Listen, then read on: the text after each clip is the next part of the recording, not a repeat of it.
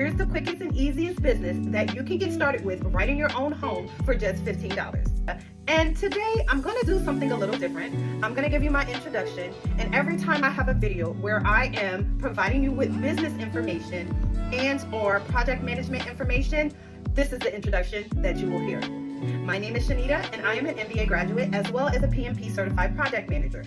I do business consultations for new and existing businesses, as well as PMO and project management consultations for individuals that are looking to work on a project as a project manager or an SME.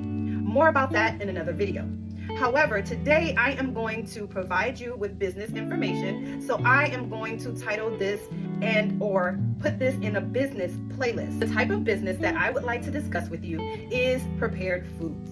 Each state has something that is called the cottage food laws.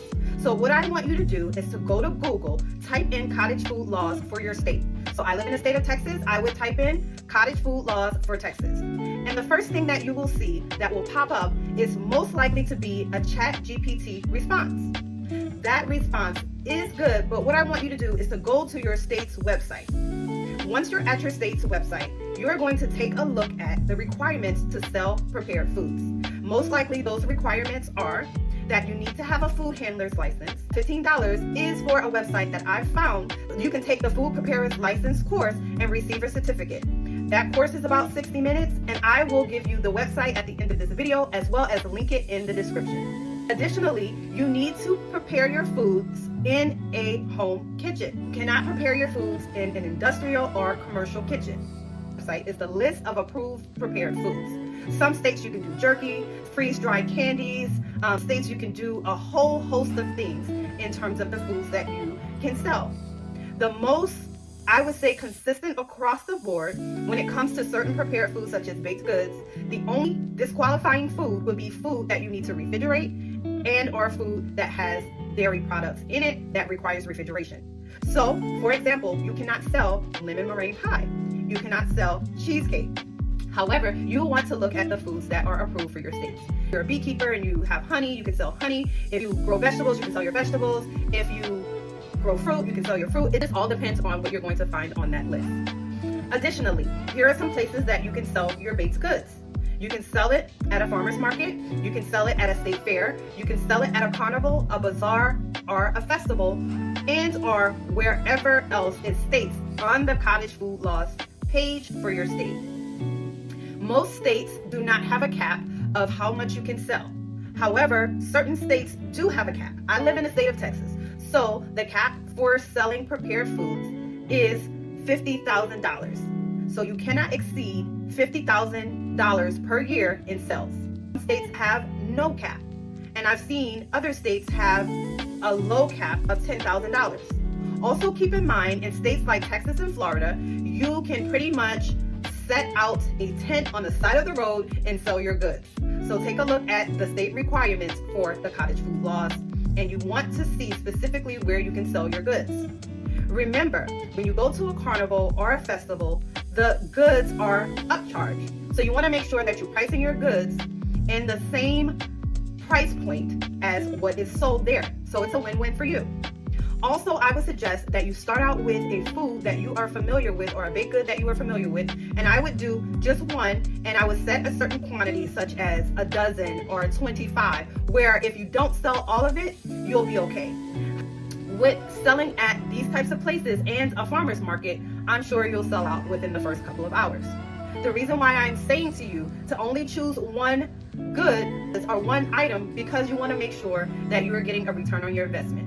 My suggestion is to take half of those earnings and invest for the next week. You're going to make sure that you save a portion, and the other is just to do what you want to do with it. That's my suggestion from a business standpoint. Additionally, make sure that you are putting a label. Most states require you to put a label on your baked goods or to specify the ingredients. So what you can do, if you're strapped for cash and you have a printer and paper, you can do a bunch of different ingredients, just replicate it, and then you can cut it out and have it placed in the saran wrap, which I recommend that you use the saran wrap, and you can show what's in there. If not, what you can do is you can take a picture frame or one of those plastic sliders where you can input your by 10 piece of paper and you list the ingredients and you alert the customer to take a look at the ingredients that are there. They can also take a picture with their phone just so that they can know what ingredients are in there. I would suggest that you persuade them to take a picture with their phone. That way it frees you up from any mishaps and as a result to that if you do not have the label to put on there. But again, every state is different. Here's a tip for me as a business consultant. I would suggest that you go to your county and register and obtain a DBA, which is your doing business as certificate, just so that you can have that, so that you can have, even though you're set up as a sole proprietor, just so that you can have peace of mind that you are selling these goods under a DBA and not under your name. That's just a pro tip for me.